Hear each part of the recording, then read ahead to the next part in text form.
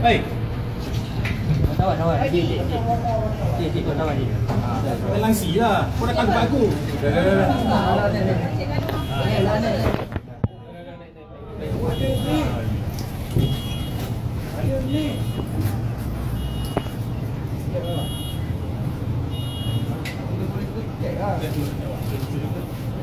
Untuk suruh minta tolong. Dia training sini minta tolong.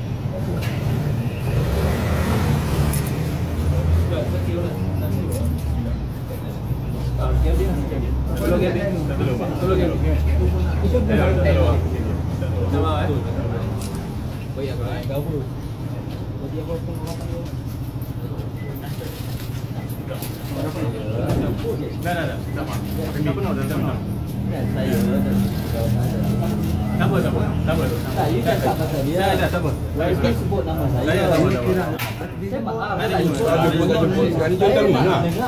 Saya nak dengar apa yang dia nak. Kita masuk. Apa yang dia lakukan saya. Saya faham. Itu dari situ lah. Saya bukan nak saya cakap Jangan panggil orang.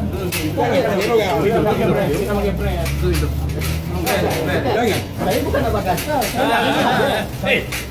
Saya nak dengar Tempat saya, ini tempat saya. Kalau saya tak izin, kalau orang dijemput tak apa. Tak, saya faham. Ini tempat awak, betul. Tak masalah. Dia nak sebut, kita baca sebut. Whatever your quarrel with Rafizi, settle dengan dia. Tak quarrel. Tak quarrel. Ini tempat kita. Kita ada YouTube. Apa yang dia takut dengan saya? Tak nak siapa takut. Ini tempat kami. Berani cakap Awak quarrel lagi di tempat awak. Tidak, Tak jemput betul tak? Tidak,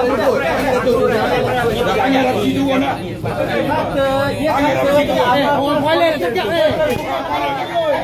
politik baru. Politik baru kata depan-depan. Orang kuala nak jumpa dah DJ turun. Politik baru minta dia turun. Minta dia tak cakap belakang-belakang. Kita minta dia turun okey. Politik baru. Panggil